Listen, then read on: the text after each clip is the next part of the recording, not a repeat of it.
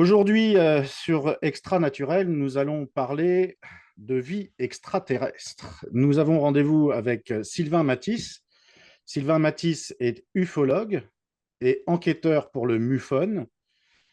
Euh, et j'ai découvert avec vous, Sylvain Matisse, les OANI. Alors, on va parler d'OVNI plus principalement, mais vous, votre spécialité, c'est les OANI. Un OANI, c'est un objet aquatique non identifié. Je ne savais pas que ça existait. Je ne savais pas qu'on s'y intéressait, en tous les cas. Et ce sera votre spécialité. On en parlera peut-être dans une autre émission. Pour l'instant, ce qui nous intéresse, c'est votre alors, ce n'est pas un métier, c'est une passion et vous êtes bénévole, ufologue, et vous vous occupez de ces objets qu'on voit dans le ciel et qui nous intriguent parfois et vous essayez de leur donner des explications. Bonjour Sylvain Matisse. Bonjour, merci pour l'invitation. Alors, première question que je vais vous poser, c'est qu'est-ce que c'est qu'un ufologue? Alors, ufologue, c'est un terme générique, hein, puisque UFO vient des États-Unis pour Unidentified Flying Object, puisqu'au départ, quand l'armée américaine s'est occupée de ces dossiers, puis les civils américains qui ont commencé à demander des comptes, notamment avec l'affaire Roswell en 1947, il y a eu l'une des premières associations ufologiques qui était formée par Joseph Allen Hynek, qui s'appelait le CUFOS, qui était l'astronome du projet Blue Book, le livre bleu. Donc, l'exécutif américain voulait savoir qu'est-ce qui transitait au-dessus du ciel américain après de nombreux témoignages, dont des dossiers militaires. À partir de là, le nom UFO, c'était même Pipelet, assiette à tarte ou Flying Saucer, soucoupe volante qui était sortie dans la presse après Roswell et après un témoignage fait sur le mont Rainier de Kenneth Arnold en juin 1947. Et lui, il a dit, j'ai vu comme 9 objets rebondir sur des nuages. Et la presse a relaté ça comme des soucoupes volantes. Plus tard, il dira, c'est vous qui parlez de soucoupes volantes. C'est pas ce que j'ai dit. Moi, j'ai dit, ce sont des engins dont la forme n'est pas connue au niveau conventionnel. Et on aurait dit que ça rebondissait sur les nuages. Voilà ce que j'ai dit. Donc, à partir de là, le terme UFO étant sorti, en France, les gens ont récupéré le terme UFO pour dire ufologie, ufologue. D'accord. Alors, chez nous, c'est des ovnis, on pourrait dire ovniologue. Et Certains disent, oui, certains disent ça. Juste une petite précision. En France, il y a une institution qui s'occupe de ça officiellement, qui dépend du CNES. alors, c'était ma prochaine question, Ah, effectivement. bon, On du parle coup, du je pense dans GEPAN la perche. et vous, vous êtes Oui. parti au MUFON. Alors, expliquez-nous ces structures. Donc, il y a eu des curiosités dans le ciel, issues d'abord de remarques de l'armée, si j'ai bien compris, qui ont établi un terme générique pour ces événements qui se produisaient dans notre ciel. Et on a voulu s'y intéresser d'un peu plus près et des structures sont nées. Donc, aux États-Unis, le MUFON, c'est ça. Et en France, le GEPAN dont vous alliez parler. Voilà. Alors, ok. Je vais essayer de remettre un peu d'ordre dans tout ça parce qu'il y a quand même des choses à dire. Euh, les militaires n'ont pas nommé le truc euh, objet volant. Au départ, on était sur des engins célestes non identifiés, etc. C'est l'ensemble de la communauté américaine de l'époque, hein, autour de 1950, qui ont parlé de soucoupes volantes, puis d'objets volants non identifiés.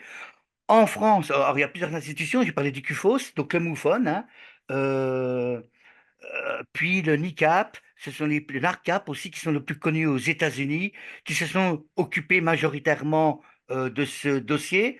Si vous permettez, je vous parle du MUFON pendant que nous y sommes, quoi. Oui, Elle est oui. créée en, elle a été créée en 1969 dans le Midwest, aux États-Unis. Ce réseau est devenu le numéro un réseau mondial enquêtant sur ces faits, avec plus de 4600 membres dans le monde, et ils sont présents dans 50 pays. On enquête sur environ 10 000 cas par an. Elle mouffonne à un taux d'observation expliqué de 93%. En France, nous avons une antenne, on va appeler ça comme ça s'appelle ça un chapitre aux États-Unis qui existe. La France, pour l'instant, chapeaute la Belgique, la Suisse et le Portugal. on espère qu'ils puissent, eux, devenir indépendants comme nous en France. Mais voilà, il faut qu'il y ait une structure, hein, vous savez, c'est un peu comme une association, il faut un président, un trésorier, etc. Tant qu'ils n'ont pas ça, ils ne peuvent pas se déclarer en tant qu'association, vous comprenez? Donc, pour l'instant, c'est sous l'égide de Moussoufone France. Donc, on est une équipe qui est répartie sur les territoires français, belge, espagnol et Portugal. Et on a sorti un livre, on est 9, sur une vingtaine de personnes, les IRM et les enquêteurs. Les IRM, ce sont les rapporteurs, hein. C'est un peu comme des correspondants, mais ils veulent pas se mêler d'enquête puisque c'est un travail. Et en plus, il faut, pour appartenir à cette structure MOVEON, il faut s'acquitter d'une adhésion qui coûte autour de 60 $. Après, il faut encore acheter le manuel de l'enquêteur, qui maintenant est en formule numérique, et ce sont les Américains eux-mêmes qui vous valident. Et sur ce guide, qui fait plus d'une centaine de pages, vous devez avoir un minimum de 80% de bonnes réponses pour être admis enquêteur. Après, vous êtes chapeauté par l'enquêteur des enquêtes, qui lui vous supervise pour euh,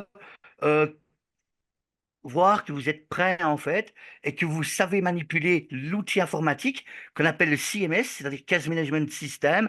Autrement dit, c'est notre base de données qui se trouve sur Internet en étant global. Il y a eu tant de cas.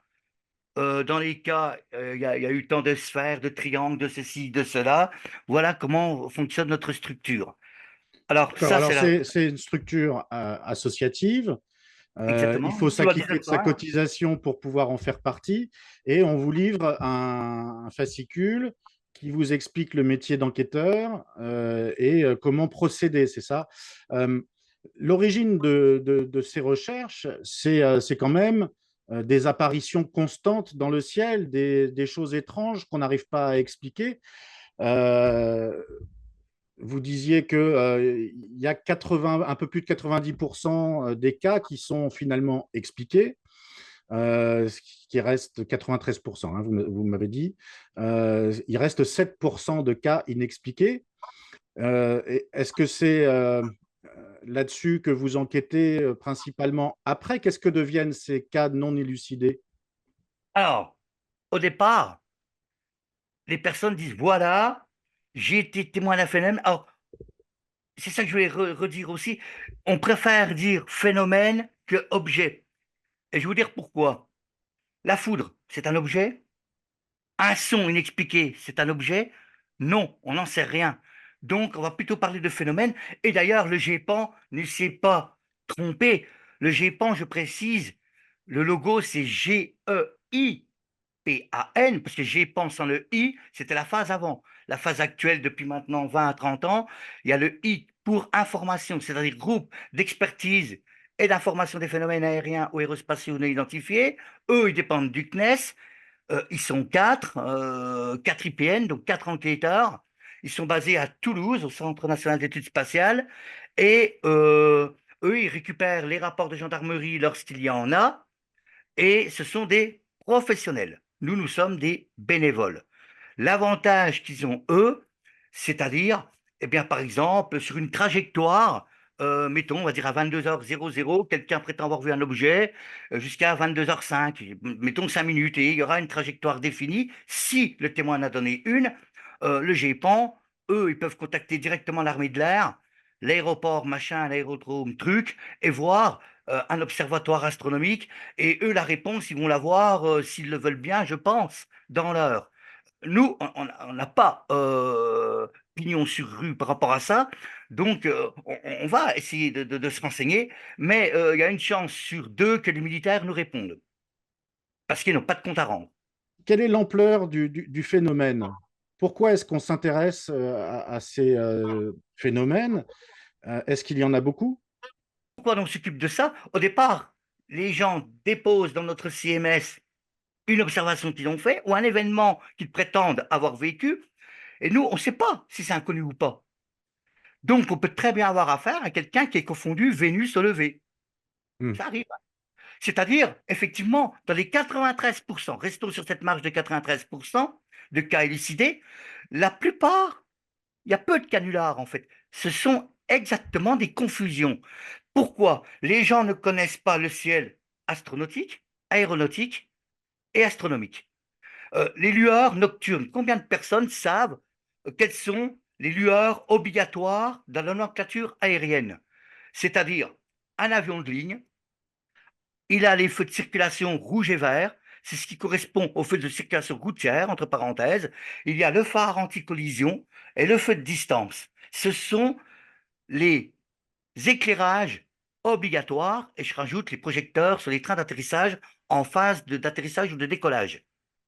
Donc, suivant l'angle où vous allez voir cet avion, si vous ne voyez que la lumière clignotante, parce qu'il y a des nuages, il y a de la brume en altitude, et vous, vous êtes au sol, eh bien, vous aurez vu probablement un ovni.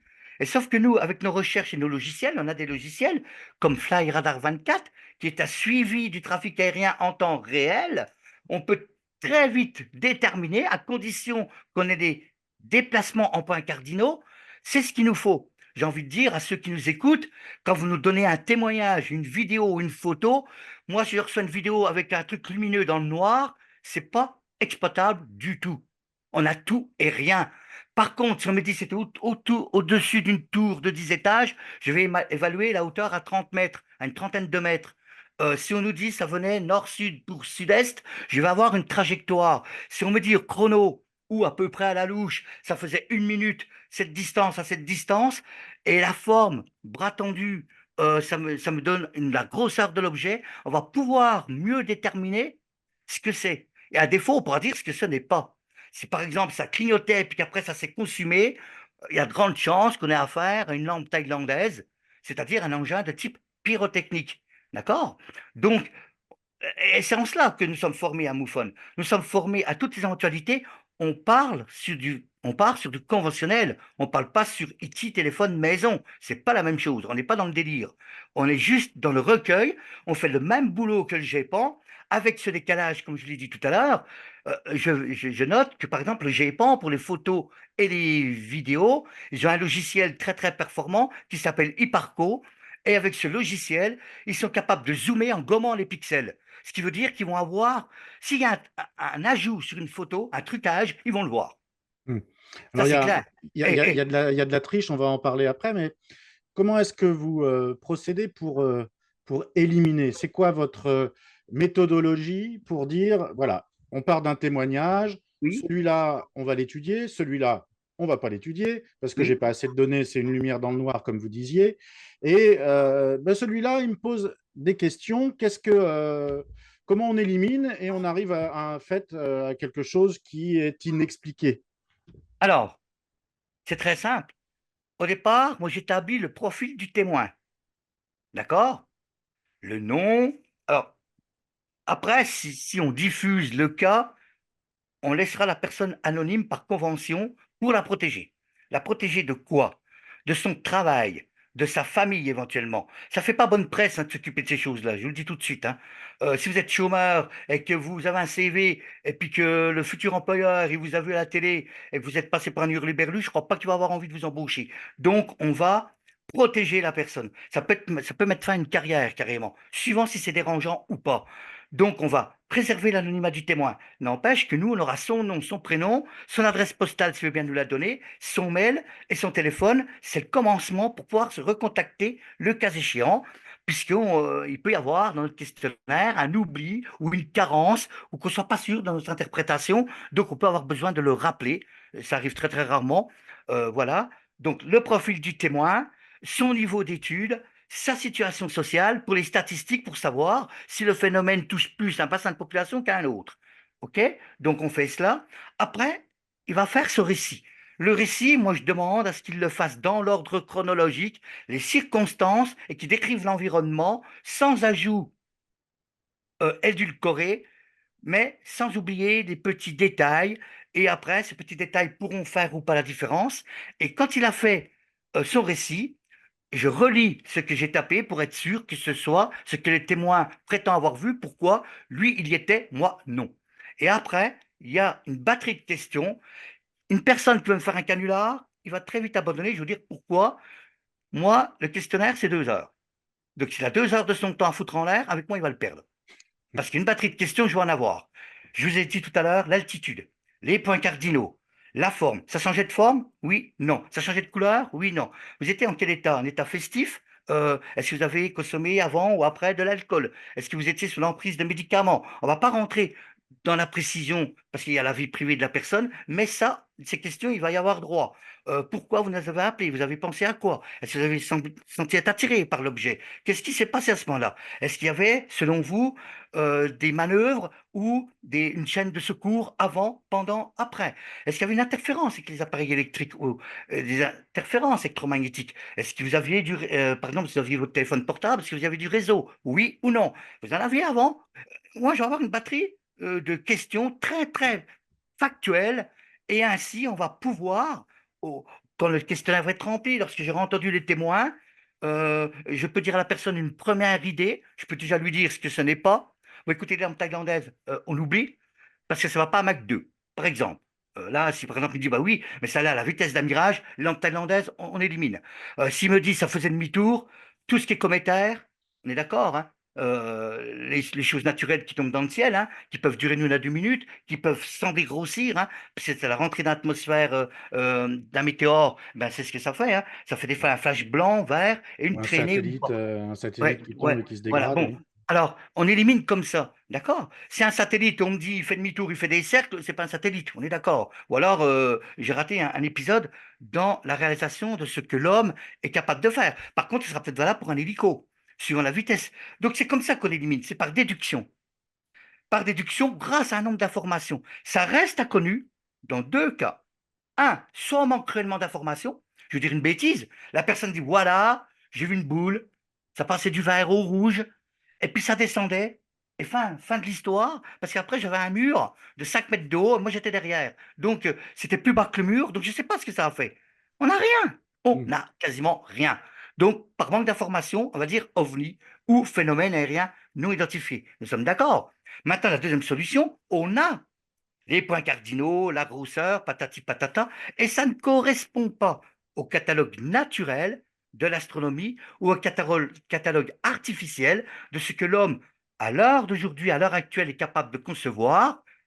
Avions, tout type d'aéronefs, avions, hélicoptères, engins pyrotechniques, les flares, les fusées éclairantes, les lampes thaïlandaises, les lasers des discothèques, tout ce qui peut prêter à confusion, et des drones maintenant, qu'il ne faut pas oublier. Les drones, attention, il y a les monocoptères et les quadricoptères, ce sont les jouets qu'on trouve en magasin. Moi, je ne parle pas de ceux-là. Je parle des drones comme le type Reaper Q1 de l'armée américaine, par exemple. On va éliminer un certain nombre de réalisations, un certain nombre d'engins célestes naturels, voire de plasma.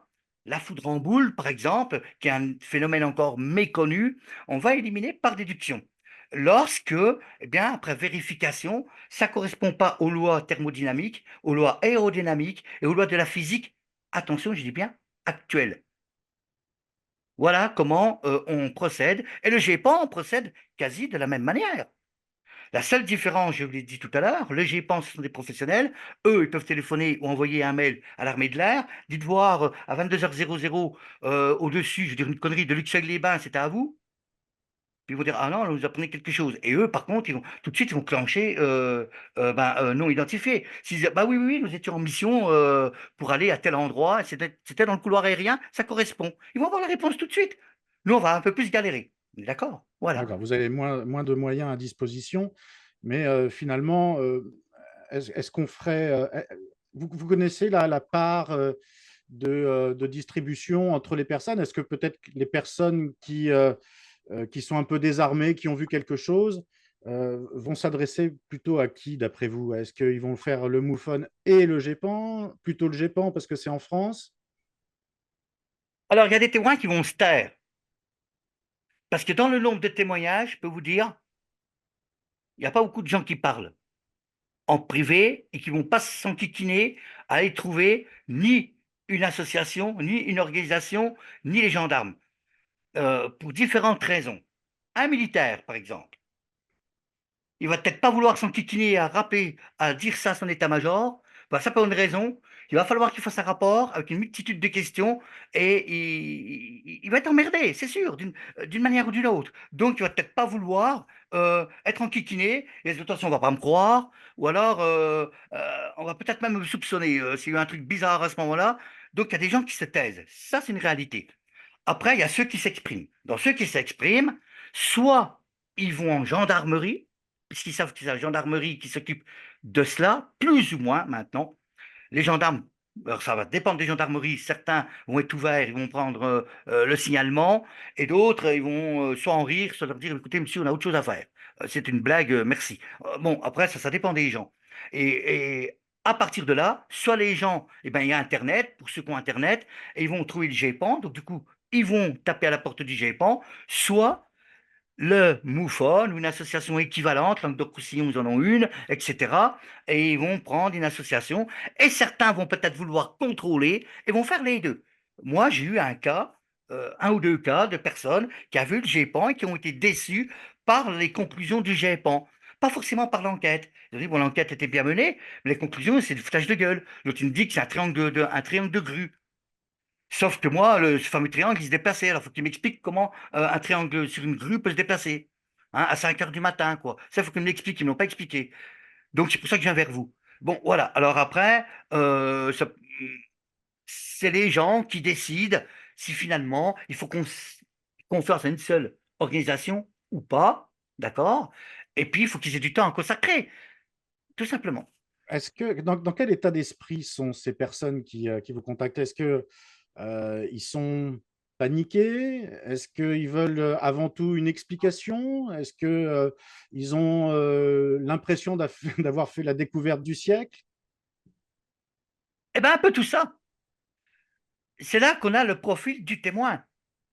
Vous avez la personne qui veut absolument que ce soit inconnu, qui dans leur tête pense peut-être extraterrestre, pour X raisons, on ne va pas rentrer dans les détails, ils veulent que ce soit comme ça, puis ils espèrent que vous validiez ce qu'ils prétendent avoir vu. Il y a les personnes qui, eux, qui veulent, et c'est la plupart des cas, veulent simplement savoir qu'est-ce que c'était, parce qu'ils ne comprennent pas, ils veulent une réponse tout simplement, d'accord? Hein? Et puis, il y a des personnes qui peuvent avoir peur, et ça, tout dépend comment s'est passée leur expérience. Donc, effectivement, donc, au MUFON, on a une cellule qui s'appelle les ERT, Experiencer Research Team, en anglais, si je prononce bien. Autrement dit, une équipe de soutien pour les gens qui se prétendent contactés par des entités non humaines. Je ne parle pas d'extraterrestres, parce qu'on ne sait pas au fond. Soit des entités non humaines, soit qui se disent carrément avoir été enlevés. Donc, soit ils ont passé le stade de l'enquête, et nous, on détermine en tant qu'enquêteur que ça va bien plus loin que la simple observation, qu'on a peut-être affaire à une victime. Dans ce cas-là, on bascule sur les IRT. Et là, les IRT, c'est un peu un soutien moral et social. C'est-à-dire pour pas que les personnes elles sombrent. Je peux vous dire que moi, il y a des personnes qui sont très, très marquées. Quand c'est des farceurs, c'est détendu. Et je peux vous dire tout de suite, dans l'émotion, c'est très vite dépisté. Si c'est un déséquilibre qui peut arriver, hein, psychiatrique ou psychique, ça va se déceler aussi parce qu'il va y avoir des récurrences qui vont nous interpeller. Donc, ces spécialistes-là, on va admettre que c'est bien passé quelque chose. Mais bien évidemment, ils sont comme nous, l'enquêteur. Euh, L'IRT, comme le témoin, ne savent pas quoi. Donc, à partir de ce moment-là, il y aura un soutien moral. Pourquoi? Les gens, lorsqu'ils se disent avoir été contactés, ils sont seuls. La famille va dire, oh là là là là, mais qu'est-ce que tu as fumé? Alors dans le travail, on oublie carrément, il est comme cinglé, lui. Parce que c'est comme ça que les gens, ils vous déterminent. Et c'est pour ça que des gens témoignent jamais. Parce qu'il y a toujours cette étiquette, je vous le dis, les phénomènes aérospatiaux et aériens non identifiés, dont les ovnis. Quelle est la différence entre un phénomène et un ovni? Un objet, c'est un ovni, c'est un objet. C'est-à-dire, c'est structuré, réalisé par une intelligence. On est d'accord. C'est piloté ou téléguidé. D'accord? Maintenant, ça peut être téléguidé ou piloté par IA, intelligence artificielle. Les nouveaux drones qui arrivent, je peux vous dire, il n'y aura plus besoin de quelqu'un à bord. Ça, c'est clair. Hein, bon, on est en train de le voir, malheureusement, de plus en plus actuellement dans le conflit russo-ukrainien. Hein, on emploie de plus en plus ce genre de trucs à vous démonter la tête. Donc, voilà. Alors, nous, dans tout cela, eh ben, on essaye de voir ce qui est expérimental, ce qui peut l'être, ce qui ne l'est pas, ce qui est officieux, mais qui n'existe pas pour des raisons de secret défense, ou alors, eh bien, si c'est bien nomenclaturé, bon, ok, ça c'est un avion, il a confondu, ça c'est le drone, ça c'est un laser de discothèque, bon voilà, bon, etc. Voilà, alors justement, c'était un peu la prochaine question, vous me tendez la perche.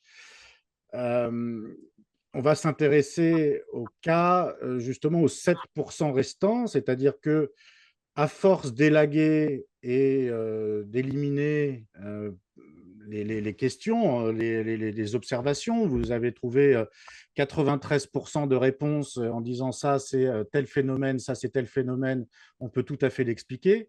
Il reste 7%. Alors, ces 7%-là, qu'est-ce qu'on trouve dedans? Quelles sont les observations qui finalement nous montreraient qu'on est dépassé en tant qu'humain?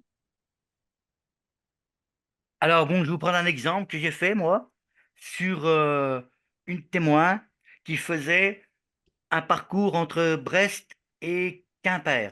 Enfin, la baie de Douarnenez, donc, il y avait la trajectoire de Quimper. Elle se trouve sur une route nationale sinueuse. Il faisait sombre la nuit et elle voit un feu rouge devant, parce que la route est bien bien dégagée, c'est une longue ligne droite et il y a un virage et elle aperçoit un feu rouge. Bon, ok. Et puis après un deuxième, donc elle se dit que c'est une voiture. Hein. Elle se trouve à quelques kilomètres de l'intrus, on va dire, on va l'appeler comme ça. Au départ, elle pense à un véhicule. Sauf que la route se faisant, elle est à environ à 70 km/h, et en voiture, hein. Donc, la météo, le ciel est quand même assez dégagé. Il y a des premières étoiles qui apparaissent, etc. Et au bout d'un moment, elle voit trois feux rouges. Là, ça commence à poser un problème. Est-ce qu'il y a une voiture et une moto? Ce qui est possible, hein, en triangle, ou est-ce que c'est autre chose? Et bref, elle continue, et là, du coup, elle descend ses rapports pour essayer de voir mieux. Et donc, elle descend environ à 50 km/h, et il se trouve que sur la route, la trajectoire avec les virages, il se trouve que maintenant, les lueurs se trouvent au-dessus de sa tête, quasiment, donc au-dessus du pare-brise, donc elle regarde comme cela, et elle voit trois lumières rouges, et elle voit plus le ciel. Donc là, elle se dit, c'est pas trois lumières indépendantes, c'est trois lumières qui appartiennent à une structure. Donc on peut penser à un triangle. Sauf que, elle dit, c'était pas très haut, hein, ça devait être à peut-être 2 mètres, 2 mètres 50 au-dessus de moi à partir de ce moment-là. Et c'est passé au-dessus du toit de ma voiture, c'est-à-dire que si j'avais eu le toit ouvrant, si j'avais été sur une décapotable, et je me mettais debout sur le siège, avec la main, j'aurais pu le toucher. Tellement c'était prêt. Elle m'a dit, j'ai pas le temps de voir le détail. Pourquoi je roulais en voiture? Et après, elle a perdu de vue le phénomène. On va éliminer l'avion conventionnel. Ça ne correspond pas à la nomenclature que je disais tout à l'heure de l'aéronautique. D'accord? Est-ce qu'elle a parlé du bruit, du bruit que ça faisait? Oui. Alors elle a dit c'est difficile à dire parce qu'elle est en voiture, il y a le bruit de son moteur, donc elle n'a pas entendu de bruit émanant de l'objet, ce qui ne veut pas dire, vous voyez comme quoi ça peut être par manque d'information, ce qui ne veut pas dire qu'il n'y en avait pas émanant de l'objet. Vous voyez que nous, on est très très prudents dans les interprétations en tant qu'enquêteurs. Donc, ok, elle n'a pas entendu de bruit. C'est pas la même chose que c'était silencieux. Si un témoin, par exemple, est sur le bord de la route, il vous dit j'ai vu, mettons la même chose que notre témoin, et que lui, il est en pleine campagne, qu'il n'y a pas de bruit, et que ce truc est au-dessus de lui, lui, il va être en mesure de dire, bon, en fin de compte, le truc était silencieux. Et on a ce genre aussi des témoignages. Et après, c'est parti en direction de la mer. Puisque Quimper, eh ben, la direction que je prenais, moi, il y a la mer. Maintenant, elle ne sait pas si le truc, après, est rentré dans l'eau ou pas. Comme moi, je suis spécialiste des observations. Donc là aussi, je vais rectifier pour les OANI, hein. OANI, objets aquatiques non identifiés, ce sont les ufologues qui disent ça.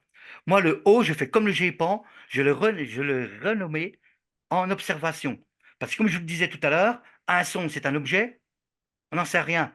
Un son, pourquoi un son? Dans les sous-marins, dans les hydrophones sous-marins qui sont installés par le NOEE, par l'IFREMER, par qui que vous voulez, un son marin, ça peut être de nature géologique, de nature biologique, un banc de crevettes, ça peut être le glissement de terrain, la fonte d'un glacier, ça peut être tout et n'importe quoi. Et ça peut être effectivement émanant d'un objet. Alors un objet, ça peut être un bateau à propulsion turbine ou diesel électrique ou nucléaire. Et avec le code OTAN, on va pouvoir savoir si c'est militaire, si c'est de l'ouest ou de l'est, etc. Donc les oreilles d'or, c'est les spécialistes des mecs au sonar dans les sous-marins, eux, ils ne voient rien par excellence. Ils entendent. Mhm. Donc, c'est pour ça que le haut, pour moi, c'est plutôt observation. On est dans la même problématique que le phénomène aérien non identifié, c'est-à-dire on ne sait pas si c'est de nature naturelle ou de composition réalisée par une ingénierie, par quelqu'un. Alors, on revient, si vous le voulez bien, à cette observation de cette dame qui a vu ces trois feux rouges au-dessus de sa voiture, dont elle pouvait presque les toucher avec la main. Quelle a été la conclusion? La conclusion, j'ai classé son cas à 90% inconnu. Je me suis gardé 10% de marge d'erreur. Pourquoi? Parce que le fait qu'elle n'a pas vu les contours, on n'est pas sûr de la forme. Elle a vu quoi? Un triangle? Un énorme chevron? Euh, un engin discoïdal? Mais que finalement les trois lumières, c'était central? Hein? Et que par exemple, je sais pas, elle l'a vu sur 2 mètres de diamètre, alors que le truc faisait 5 mètres de diamètre, donc elle a peut-être vu que des lueurs. Après, rien ne prouve que c'était pas un drone, on ne sait jamais. Pourquoi pas? Un drone militaire, on n'exclut rien. Mais si on n'exclut rien, à partir de là, ça veut dire qu'on ne peut pas valider. Si moi je vous dis 100%, je suis sûr de mon fait. Vous comprenez? Donc moi je mets toujours une marge de ma part ou de l'interprétation de la personne au moment qu'elle a vécu le truc, parce qu'elle était surprise. Vous savez ce que je dis? Les yeux, ce sont nos caméras. Notre cerveau, c'est notre logiciel. Les caméras, elles voient. Le logiciel interprète. Donc, il y a toujours une marge d'erreur. Et même pour un produit informatique, il y a toujours une marge d'erreur possible. Le bug, le ceci, le cela. Donc, au niveau de l'humain, on a cette perception visuelle qui peut être tronquée. À cause de quoi? Du moment où c'est arrivé. Donc, il y a l'état émotionnel de la personne et aussi de la distance et de l'angle de vue. Parce Peut-être, que généralement, l'angle de vue peut poser un problème d'appréciation. Et si par exemple j'avais un autre témoin qui l'ait vu oui, à c'est ça, l'est, c'est ce que j'allais dire. C'est-à-dire qu'il y a peut-être que peut-être lui, il aussi aurait dit, le attendez, attendez, nombre, c'est un avion, hein, par le exemple. nombre, peut-être que dans ces phénomènes-là, le nombre d'observations peut compter. C'est-à-dire que si vous avez 10 observations qui valident la même chose, ça aura peut-être plus de poids qu'un seul. Exactement. On est tout à fait d'accord. Et ça aura plus de poids encore que, comme je le disais tout à l'heure, dans le profil du témoin, si le mec, il est dans le contrôle aérien, aiguilleur du ciel, il va avoir une formation plus adéquate, tout le respect pour le fermier du coin, que le fermier. C'est juste logique, un pilote. Je vais vous prendre Jack Green, qui fait partie du CIPO, dont je fais partie aussi, le collectif d'intervenants pour le phénomène OVNI. On a écrit en commun plusieurs ufologues une lettre au président Macron, à Florence Parly, ministre des Armées, et à Roselyne Bachelot, qui était ministre de la Culture à l'époque, avec beaucoup de témoignages. On a présenté le phénomène, les cas uniquement sérieux, en admettant qu'il y a des cas pas sérieux, bien évidemment, et qu'il y a des cas qui vont trouver une classification au fil du temps, sinon on n'a pas encore trouvé une. Donc on brosse vraiment de façon, un peu à la façon du rapport Cometa, qui a été fait par l'Institut des hautes études de la défense nationale, par le général Letty à la demande du général Norlin. Et le rapport Cometa avait été remis au président Chirac et au Premier ministre de l'époque, Lionel Jospin, pour interloquer l'exécutif en disant attention, il y a un phénomène qu'on appelle le phénomène OVNI. Il y a des choses qui se jouent de nos installations sensibles, qui se jouent de nos meilleurs appareils. Nous ne savons pas ce que c'est, ça défie les lois de la physique telles que nous la connaissons. Nous voulons mettre en garde l'exécutif. Il y a eu lettre morte. Il n'y a plus de réponse par rapport à cela. En tout cas, pas officiellement. Nous, le CIPO, on a voulu faire la même chose, mais non pas des militaires et des scientifiques ou des ingénieurs pour l'exécutif, mais du citoyen pour le citoyen, en disant qu'il faut traiter ce phénomène avec abnégation et sérieux, qu'il faut qu'il soit traité, qu'il ait un traitement égal, comme une science, comme l'astronomie l'est, c'est-à-dire en dehors que pour amuser gogo et faire de cela un événement récréatif. Parce que ces affaires, c'est sérieux. Rendez-vous compte, lorsque ça survole des sites nucléaires, des installations sensibles, on a quand même un problème. Si ça appartient pas à ton pays, ça veut dire que ce sont les Russes ou les Chinois pour la France. Donc ça peut être des rivaux. Et là, il n'y a pas à rigoler. Et si ce ne sont pas eux, eh ben c'est quoi alors? C'est qui envoie ça? C'est un Hmm. cartel privé, des milliardaires qui s'amusent? Et si c'est pas ça, ça vient d'ailleurs? C'est d'un autre monde? À partir de ce moment-là, on peut se rendre compte qu'on est vulnérable si ça vient d'ailleurs. Ça, nous ne savons pas. Moi, je ne vais pas vous raconter d'histoire. À ce stade, nous ne savons pas. Et d'ailleurs, ma question, moi, je réponds. Ma réponse, elle est là-dessus. Est-ce que vous croyez aux extraterrestres? C'est cela. Je dis, moi, je vais vous dire une chose. Concernant ces ovnis ou ces oanis ou ces pans, moi, ma question, ma réponse, ça va être une question. C'est celle-là. Nous avons affaire à qui ou à quoi? Parce qu'on n'en sait rien. C'est téléguidé, c'est artificiel, c'est comme des esprits, certains diront dans le paranormal. Donc là, ça s'affranchit de la matière. Euh, Est-ce que ce sont des trucs manufacturés? Ben, si c'est l'homme, ben, qui c'est qui fait ça? Est-ce que c'est un État? Voilà, est-ce que c'est le complexe militaro-industriel? Est-ce que c'est quelqu'un d'autre? Privé, des privés entre eux? Des gens qui ont d'énormes moyens et qui, pour X raisons, ben, mettent leurs deniers dans des fabrications sorties d'un autre temps, ben, éventuellement pour quitter la planète en cas que ça sente mauvais sur la planète, j'en sais rien. On peut... Vous savez, en ufologie, il y a un adage que j'aime bien, c'est tout envisager, ne rien croire. Moi, je suis toujours dans la voie du milieu. Quand il y a un témoin, je ne traite pas de menteur. Je ne fous pas de sa figure. Par contre, je ne vais pas gober ce qu'il va me dire non plus. Je vais être dans la voie du milieu. Au même titre qu'un enquêteur de police. Un enquêteur de police, lorsqu'il y a un crime, effectivement, l'archétype, c'est le mec qui est un peu marginal, qui a des boucles d'oreilles, qui a le jean déchiré, qui a peut-être un casier judiciaire. On va se diriger sur cette personne-là. Et ce sera peut-être le costard-cravate qui sera l'assassin. Et l'enquêteur judiciaire, lui, va interroger l'environnement.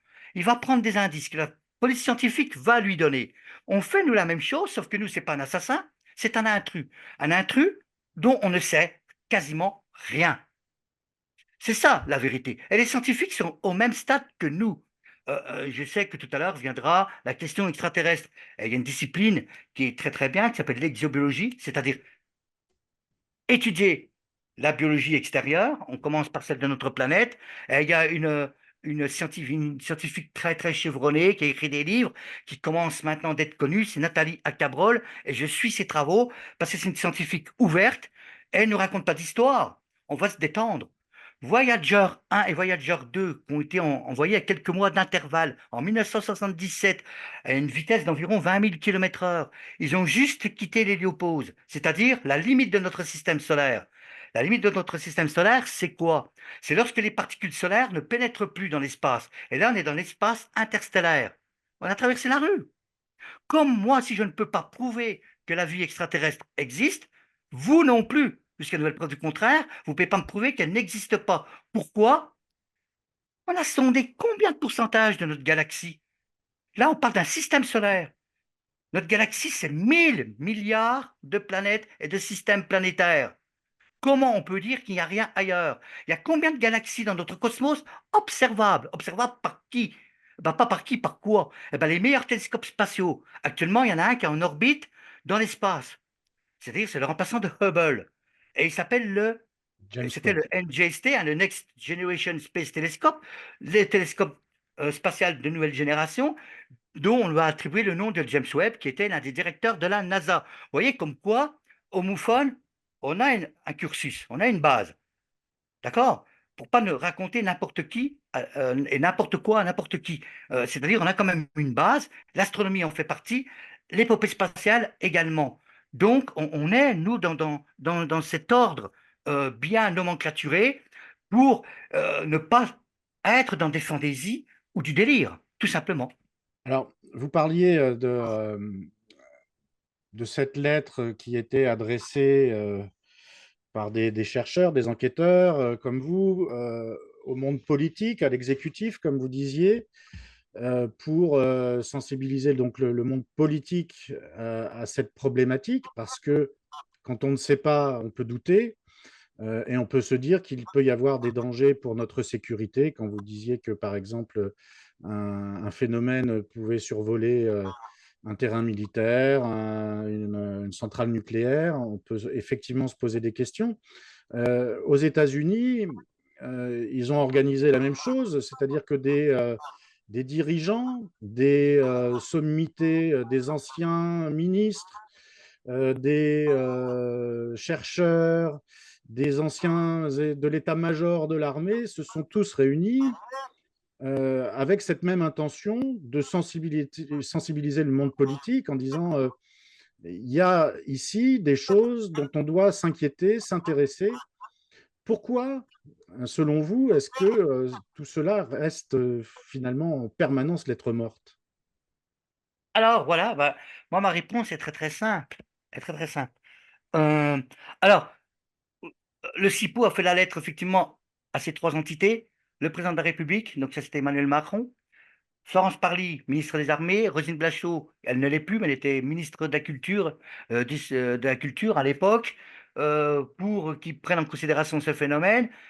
Voilà. Mais aussi l'AFP, l'agence France Presse. Pourquoi? Pour dire aux médias, lorsque vous parlez de ces sujets-là, invitez des spécialistes, pas spécialement des ufologues. Vous pouvez inviter des ufologues, ceux qui vous paraissent sérieux, mais surtout, surtout, des scientifiques de haut niveau et des ingénieurs. Parce que ce sont eux qui vont pouvoir élucider beaucoup plus facilement ce que c'est ou ce que ce n'est pas. D'accord? Ça, c'est le premier truc. C'est-à-dire une étude sérieuse. Aux États-Unis, ils ont une chose que nous n'avons pas, c'est la Cour suprême. C'est-à-dire, c'est une instance juridique.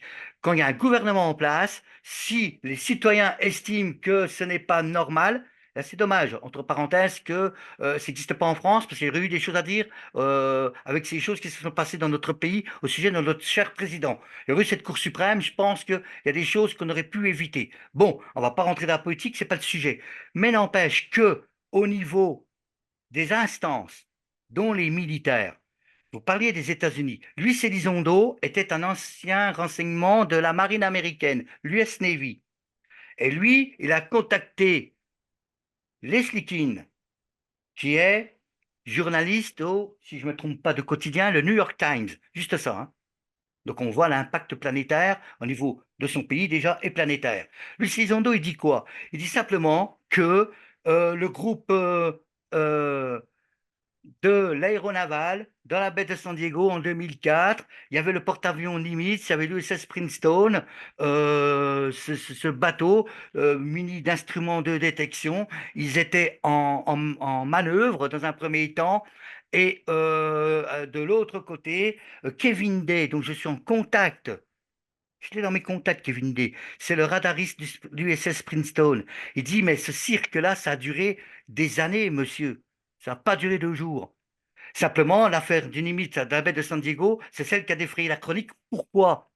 Il y a des chasseurs Hornet F-18 qui ont pris qui ont pris des vidéos. Il y a 3 vidéos qui ont été mises en ligne sur YouTube. Les gens peuvent les voir. Leur nom, Gimbal, Go Fast et Tic Tac. Et on voit beaucoup le Tic Tac. Et on entend le commandant David Fravor qui commente cette vidéo. Donc là, on est sur du factuel. Et là, à l'heure où je vous parle, c'est débattu au Congrès américain. C'est-à-dire les politiques se sont accaparés le sujet et ils ont été soutenus par Chris Mellon, qui était secrétaire d'État à la Défense pour l'administration Bush et Clinton, et il est venu à Paris en novembre de l'année dernière pour un événement à la Sorbonne, à l'université de la Sorbonne, qui s'appelait Echo Event. Il y avait en audio visuel, parce qu'il n'a pas pu venir, il y avait le directeur de Harvard, Avi Loeb. Avi Loeb qui a présenté l'objet interstellaire Oumuamua, qui veut dire petit messager en hawaïen. Pourquoi? Détecté par le télescope de Hawaï. Hein? Euh, la, la, la, Oui, c'est la, ce qui la- ressemblait à une sorte d'astéroïde, si je me souviens bien, allongé Alors, alors, au mouvement de déplacement suspect, c'est ça? voilà. Alors, il faut savoir que la photo, c'est une illustration. Il n'y a pas de photo de cet engin. Donc déjà, ça faut le préciser. C'est juste la détection quand il est passé devant les télescopes avec des retours, parce qu'il faut toujours en astronomie un retour pour être sûr. Ça marche comme ça pour les comètes, hein. Il y a un passage, puis après, il faut d'autres passages, et que ce soit repéré encore une fois pour que ce soit validé comme une comète. Alors, soit c'est Halley, soit c'est Hale-Bopp, on en a vu des comètes, hein, soit elle n'est pas connue, et on va lui attribuer le nom de celui qui l'a découverte. à dire, bah, porte ton nom ou alors toi, tu lui donnes un nom. C'est comme ça que ça se passe. Les astronomes ne vont pas contredire là-dessus. Donc, pour moi, il n'y a pas de photo. C'est une image d'artiste par rapport aux données mesurées. Et d'après Avilob, cet objet pourrait être une sonde extraterrestre, mais ça peut être tout simplement un autre type de caillou. D'accord. Alors il te dit pourquoi c'est pas une comète? Parce que ça n'a pas dégazé. Et comment on sait qu'une comète a dégazé lorsqu'elle arrive dans la périphérie du Soleil? Eh bien, elle s'effrite. Et ce conglomérat de glace et de poussière, ça fait sa chevelure. C'est ça une Mhm. comète. Mhm. J'invente rien. Donc, au moins, moi, ça n'a pas eu lieu. Et après, la vitesse, on aurait dit que ça accélérait par moment, il dit. C'est pas conforme avec ces objets célestes naturels de ceux que nous connaissons. On va encore être prudent là-dessus. Donc, Avilop s'est dit, après tout, est-ce que c'est pas un caillou qui aurait été ou quelque chose mis en place qui ressemble à un objet naturel, qui a été créé par une civilisation, qui est peut-être éteinte alors, c'est peut-être un vestige à l'heure où je parle. Voilà ce que dit Avilop. Avilop, donc, il a quand même participé en audio, comme nous sommes tous les deux, en audiovisuel, à Echo Event, et il y a eu Jacques Vallée. Jacques Vallée, quand même, astronome reconnu mondialement, français, qui est aux États-Unis. Et Jacques Vallée, nous, on travaille à Moufone sur la nomenclature. LL, lumière nocturne, LD, lumière diurne, RR1, rencontre rapprochée du premier type, deuxième type, troisième type, quatrième type. On travaille sur cette nomenclature. C'est lui qui l'a fait. Il a repris de Joseph Alan Hynek. Pourquoi il a connu Joseph Alan Hynek à la période du projet Blue Book, sur des affaires, sur des dossiers. Donc, on est bien sur des choses factuelles. Et donc, les États-Unis, le citoyen a sommé par une loi qui a eu lieu. C'est le FOIA, Freedom of Information Act. C'est-à-dire que n'importe quel citoyen dans le monde peut demander des comptes sur des dossiers secrets aux États-Unis, à condition que ça n'enfreigne pas la sécurité du dit pays. Vous moyennez quelques dollars, c'est ce que Jean-Gabriel Grélé il a fait, pour avoir des dossiers qu'on appelle déclassifiés. Dans mon premier livre, je vous ai mis la liste des pays qui ont déclassifié. L'Italie, c'est le Vatican. La Russie, c'est pas l'armée de l'air, c'est la marine et le KGB de l'époque, puisque maintenant le KGB a été dissous depuis l'effondrement du bloc de l'Est et devenu le FSB. Entre parenthèses, c'est la même purée, entre nous. Bon, bah voilà. Donc, on est sur des affaires très très sérieuses. Nous, en tant que civils, nous demandons quoi? C'est que les autorités admettent qu'il y a des choses qui les dépassent et par excellence, que ce sont des choses inconnues et que ce n'est pas à eux, et voir que c'est peut-être pas à l'humain tout court. Et là, je dis bien peut-être. Je veux que ce soit pris en compte, ça se peut-être. J'affirme pas des choses que je ne peux pas prouver. Mais une chose est sûre, il y a un certain nombre. Alors c'est un petit chiffre, hein. Joël Ménard de la revue LDLN, paix à son âme, il est disparu il y a un peu plus d'un an maintenant, qui a tenu pendant presque 40 ans, je ne me trompe pas, 30 à 40 ans, cette revue, la plus vieille revue ufologique, ce sont des rapports d'enquêteurs, Lumière dans la nuit. Joël Ménard disait, vous savez, ce chiffre, il descend, pourquoi on a des moyens qui nous permettent maintenant de dire ce que c'était, alors qu'à l'époque, on ne pouvait pas le dire. Et puis, il y a aussi tout simplement, peut-être moins de phénomènes, et le chiffre, il descend.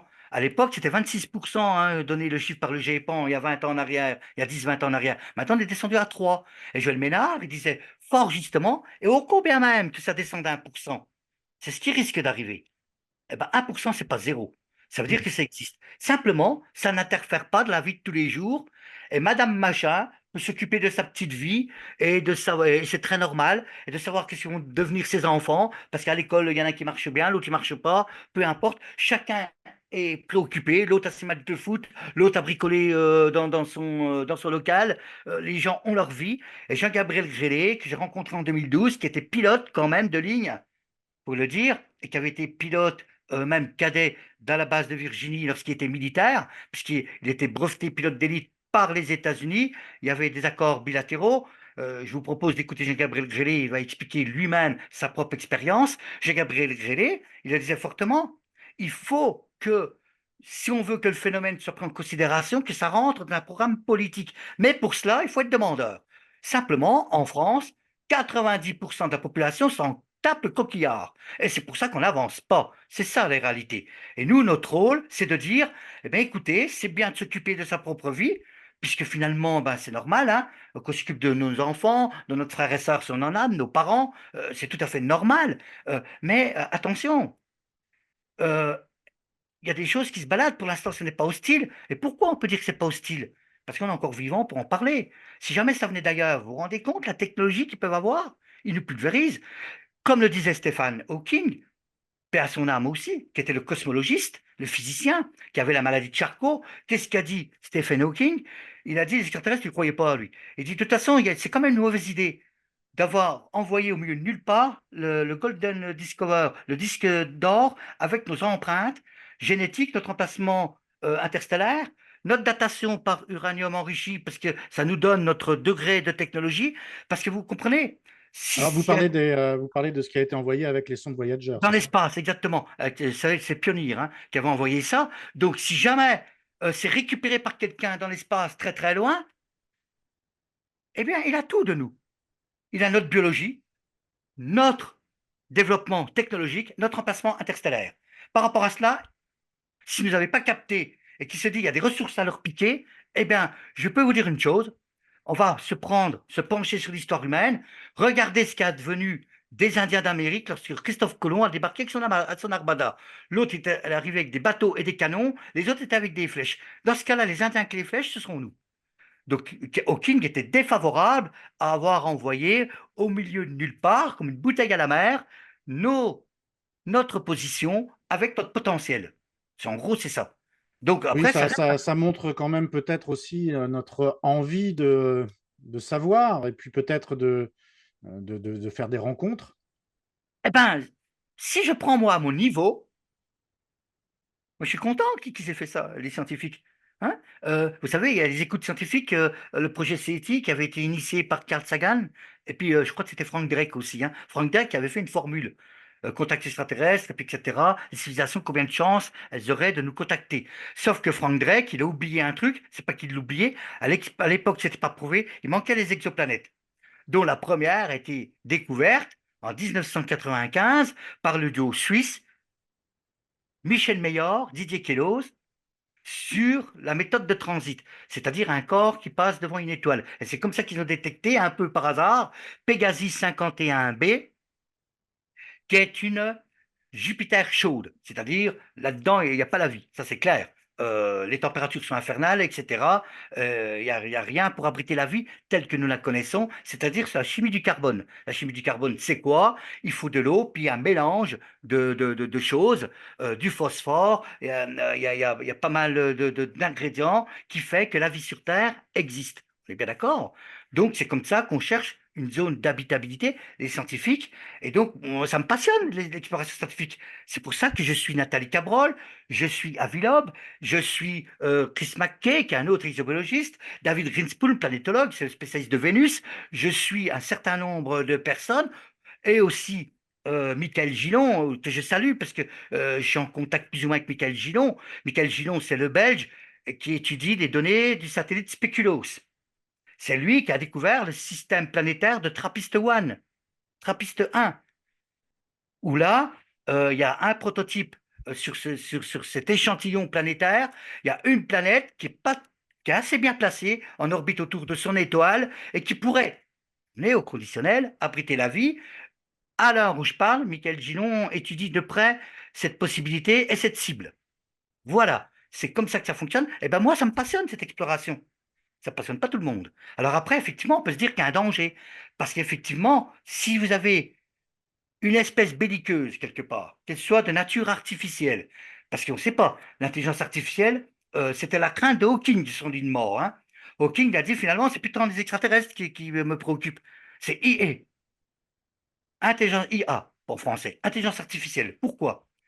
Parce que lorsque le programme qui calcule plus vite que nous, plus précisément, va se dire que son créateur ne lui sert à rien, il va peut-être rectifier le problème. Et là, ce sera peut-être un danger.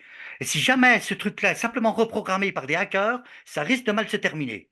Ce sont les films de science-fiction qui abordent plus ou moins le sujet avec Fantasy, les Terminator et compagnie, les iRobot et ce genre de films qui traitent la science-fiction, traitent Quand de cette... vous parlez d'intelligence artificielle, vous parlez d'intelligence artificielle extraterrestre ou humaine?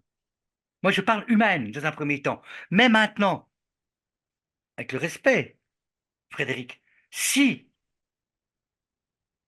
vous avez une civilisation qui a 100 ans d'avance, juste 100 ans, je dis bien si, on n'en sait rien. Ça peut être 1000 ans, ça peut être plus. Pourquoi 100 ans? Jean-Gabriel Grélet me disait, vous savez, ils ont peut-être pas tant d'avance que ça sur nous, peut-être que 100 ans, mais ce serait énorme. Je vais vous dire pourquoi. Regardez ce que nous avons fait en 60 ans, depuis le début des années 50 jusqu'à maintenant. Scanner, échographie, ordinateur portable et téléphone à la fois. Regardez le bond que nous avons fait. Kevlar, graphène, AMF qui arrive, alliage à mémoire de forme, etc. Regardez ce que nous avons accompli en progrès. On a mis près de 1000 ans pour aller à l'ère mécanique. Regardez ce que nous en sommes. Nous en sommes maintenant à l'ère spatiale et informatique, et intelligence artificielle et robotique. Tout cela combiné. Imaginez-vous qu'il y a une civilisation quelque part qui est 100 ans d'avance. Peut-être qu'elle n'existe même plus. Mais par contre, ce qu'elle aura réalisé, peut-être qu'elle a une IA ultra performante qui est capable de s'auto-répliquer. Finalement, les triangles, quand les gens disent, moi je suis allé en Belgique, vous savez, parce que j'ai fait 2 fois une conférence à Bruxelles. Et vous savez ce que me disaient les témoins? Moi j'ai vu une plateforme volante. Parce que moi j'ai parlé des bases américaines et du furtif F-117A de la firme Lockheed. Et le mec, il s'est mis en colère. Là, tu as vu que déjà, c'était pas un menteur dans ce qu'il racontait. Parce que tu voyais dans son œil que, eh ben, il avait l'impression que je le prenais pour un abruti. Et il m'a dit, moi, tu me fais pas rigoler avec ces choses-là. Arrête avec ton Mirage, ton avion, qui n'est pas un Mirage, qui est l'F-117 à voilure triangulaire. Il fait un boucan d'enfer. Il fait plus de bruit que les F-16 ou maintenant les F-22 Raptor. Arrête avec ces conneries. Et je te signale qu'il est simplement invisible, furtif, à l'écho-radar, puisqu'il est capable de voler à une altitude en dessous du seuil radar, et c'est pour ça qu'il n'est pas détecté. Sauf qu'entre-temps, Jean-Gabriel Grélé m'a dit qu'en France, il y avait 3 instruments qui étaient capables de le détecter. Il faut juste dire que l'F-117, ils s'en servent plus, les États-Unis. Avion de renseignement qui n'était pas armé. Pourquoi? Pas détectable, donc pas besoin d'être armé. Donc, même pas plus qu'accompagné par des mirages pour le défendre. Il était censé ne pas être détecté. Donc, le F-117, quand il volait seul, il prenait des clichés et puis il renseignait. Voilà le rôle du F-117A, son rôle euh, prima- euh, euh, prioritaire. C'était son rôle prioritaire. Donc, voilà, de faire du renseignement. Bon, maintenant, ils en sont où, les Américains? Bon, voilà. Et nous, en France, on n'est toujours pas capable de le reproduire, entre parenthèses. Et on l'a découvert à cause de quoi? À cause de la vague belge. La vague belge, Jean-Pierre Petit, qui était physicien en CNRS, physicien des plasmas, la mécanique des fluides, autrement dit de la magnéto-hydrodynamique, MHD. Allez voir sur YouTube, tapez Jean-Pierre Petit, il va vous expliquer ce que c'est, mieux que moi. C'est lui qui a étudié pendant toute sa carrière sur ce dossier. Qu'est-ce que dit Jean-Pierre Petit? On a découvert le 117 à cause de la vague belge. Vous savez pourquoi? Les Belges se sont empressés de dire, ah non, non, non, non, hein, les Français commencent de vous voir arriver, hein, les Américains, ils ont dit la même chose. Ça, c'est pas à nous. Parce que nous, voilà ce qu'on fait. Et à partir de là, on a découvert le 117. C'est-à-dire que le 117 qui a fait la guerre du Golfe numéro 1 et numéro 2, on n'aurait jamais su son existence, peut-être que maintenant. Vous Hmm. vous rendez compte? Le retard que nous avons sur l'armée américaine. C'est pour ça que je n'exclus pas des engins non conventionnels américains, de nature militaire ou autre, et là maintenant de Kindam, des prototypes. Les prototypes, c'est-à-dire qu'ils sont sur des tests et qu'effectivement, à cause de la vitesse, de manœuvrabilité, etc., ils testent leur joujou après l'avoir fait en soufflerie, eh ben, qu'ils le font à l'état naturel. Donc, vous voyez que c'est très très vaste, nos histoires d'OVNI, il faut tout prendre en considération. Et quand des scientifiques et des sceptiques de mauvaise foi nous disent, il n'y a rien, vous affibulez, mais eh oh, s'il vous plaît, vous êtes de mauvaise foi. L'affaire de Valensole, enquête de gendarmerie, vous l'avez consulté une fois dans votre vie? L'histoire de Quaroup dans le Nord, vous l'avez consulté? C'était un canular? Ah bon? Le mec, c'était un ivrogne? Ah bon? Alors pourquoi il était interrogé par les gens de la DGA, par le renseignement et les militaires? Parce que vous croyez qu'ils ont du temps à perdre pour un hurluberlu? Moi, je crois pas. Et c'est ça la vérité. C'est-à-dire qu'il y a un cover-up, et là, enfin, je réponds à votre question, mais j'ai dû expliquer quand même tout ça, parce que vous imaginez des militaires qui vous disent on est garant de votre sécurité, il y a des choses, ça se balade, et ben on ne maîtrise pas. Et si un jour ça devient hostile, eh ben, il faut être clair, on sera impuissant. Vous les voyez dire ça? Mais là, je crois que dans la rue, c'est la pagaille, hein. Après, il peut y avoir aussi autre chose, des ordres venant d'au-dessus. Imaginez qu'on fait de la rétro-ingénierie dessus et qu'on découvre quelque chose, une énergie qui soit non polluante, gratuite. Tous les lobbies, ils s'effondrent. Je ne crois pas qu'eux vont vouloir perdre ce qui les fait vivre, hein. Total, ils peuvent aller se coucher, hein, si c'est ça, hein, etc. Donc je ne crois pas que ça, moi je l'ai la réponse. C'est-à-dire que ça dérange. Et ça dérange pourquoi? Soit pour des intérêts, soit pour la sécurité, effectivement, pour pas affoler la population. Et là, il semble que petit à petit, on le voit, des États-Unis, eh ben, ils nous lâchent des morceaux parce qu'ils s'aperçoivent que les gens, finalement, admettent, peut-être grâce aux publicités, grâce à la science-fiction, la littérature, les films de science-fiction, on voit de plus en plus d'extraterrestres, ceci, cela, et peut-être qu'on prépare la population à cette possibilité, à cette probabilité. Notez que je parle de probabilité et de possibilité, et non pas d'un fait. Les faits, il y a des choses inconnues.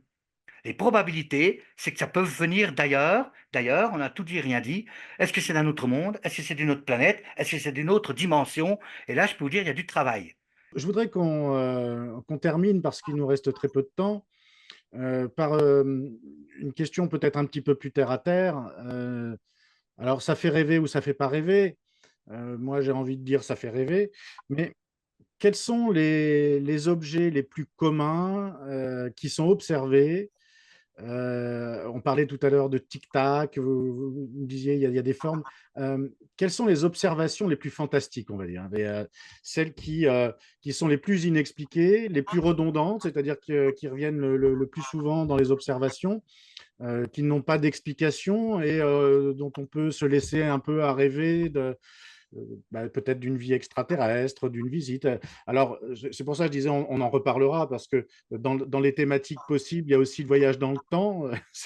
On parlait tout à l'heure des civilisations qui auraient 100 ans d'avance.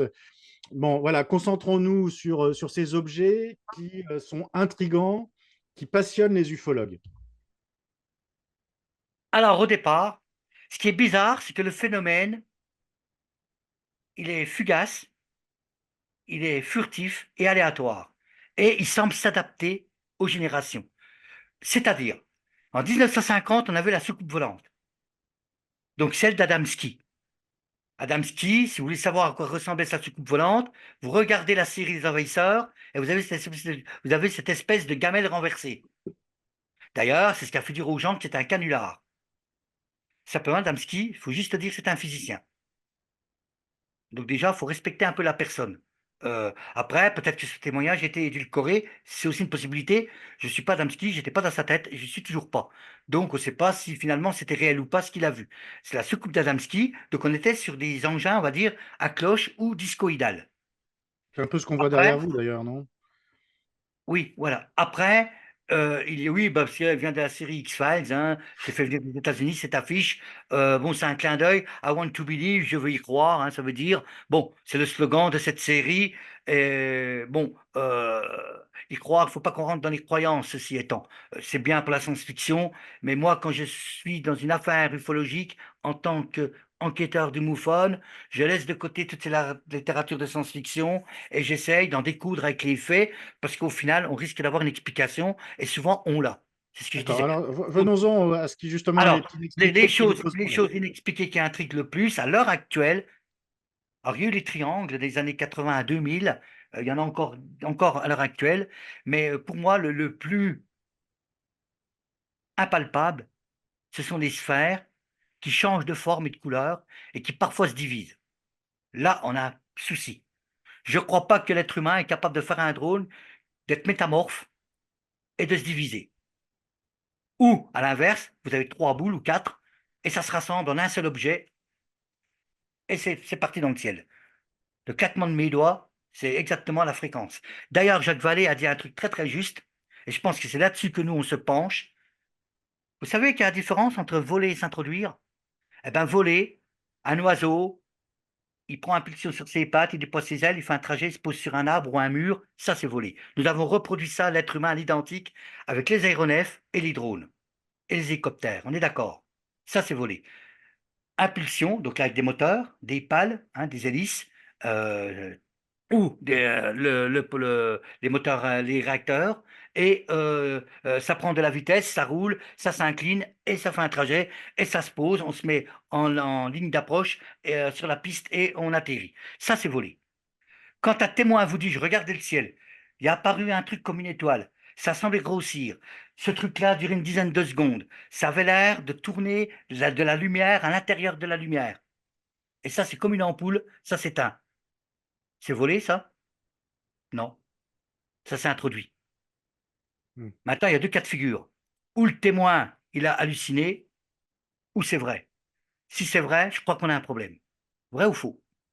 Parce que moi aussi, je peux vous poser des questions. Vrai ou faux?